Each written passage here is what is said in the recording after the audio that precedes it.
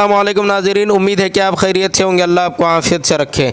Sunday फंडे के नाम पर चार मीनार के दामन में मक्का मस्जिद के सामने फ्री जहन्नम टिकट काउंटर खोला गया है, जहां पर आपको फ्री जहन्नम में जाने का टिकट दिया जाएगा और बेहतरीन रहबरी की जाएगी नाच गाने के ज़रिए से और एक दूसरे को चिपकने के ज़रिए से, एक दूसरे से नाजायज़ ताल्लुक़ात क़ायम करने के ज़रिए से, एक दूसरे को देखने के ज़रिए से।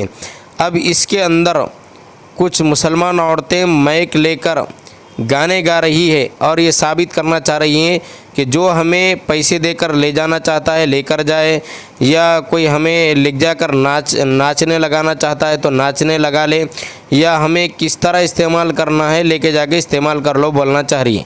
ऐसी बेशरम औरतों से मैं कहूँगा, जब तुम्हारे को नाचने गाने की खुलेआम डांस करने की ख्वाहिश है तो बुरखे को नको पहनो। बुरखा उतार के तुम लंगा नाचे लंगा लोटे तो भी हमला नहीं पूछते कई को नाचे कई को लोटे बोल के, समझे। अगर बुरखे को इस्तेमाल करेंगे तो फिर आने वाले वक्त में तुम्हारा फिर रोड पे निकलना मुश्किल हो जाएगा। बुरखे को बदनाम ना करें। तुम्हारे को नाचना है नाचो, लंगे लोटना है लोटो, हम नहीं रोकते। आइए देखें, वीडियो को लाइक करें, ज़्यादा से ज़्यादा शेयर करें। आपकी क्या राय है ऐसी औरतों के बारे में और ऐसे माहौल के बारे में, ज़रूर कमेंट में बताएं। पीछे कुछ लोग हाथ उठा रहे हैं। यस, अपना नाम बताइए। सॉरी, जबीन के लिए जोरदार तालियां ladies and gentlemen।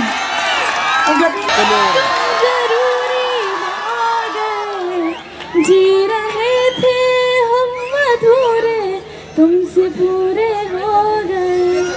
क्या बात है।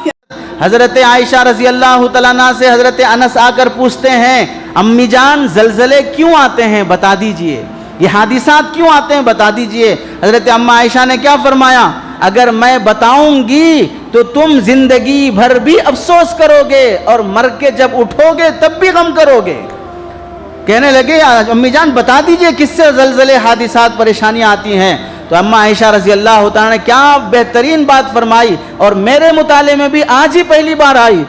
अम्मी जान ने फरमाया कि सुनो, जब कोई औरत अपने मर्द के अलावा किसी गैर मर्द के लिए अपने कपड़े उतारती है तो फिर अल्लाह की तरफ से अजाब के फैसले हो जाते हैं, क्योंकि अल्लाह और उसके दरमियान में इज्जत का जो पर्दा था, हया का जो पर्दा था, उसने उस पर्दे को फाड़ दिया। अब अल्लाह भी उसे जलील करने के फैसले कर लेते हैं। जब कोई औरत अपने शोहर के अलावा किसी और के लिए अपने जिस्म पर खुशबू लगाती है तो फिर अल्लाह ताला उस औरत की हलाकत के फैसले कर लेते हैं। जब कौम जिना में मुब्तला हो, व शरीबुल खमर और शराब की आदत ज़्यादा हो जाए और जुल्म आम हो जाए तो फिर उस वक्त अल्लाह ताला आरल्लाहु फी समाइही, अल्लाह आसमान पर रहते हुए उसे गीरत आ जाती है और फिर अल्लाह फरमाते हैं ज़मीन से तज़लज़ली बिहिम, इन सब को ज़लज़लों में मुब्तला कर दो, इन हादिसात में मुब्तला कर दो। ये परेशानियां गुनाह और मासियत की वजह से आते हैं।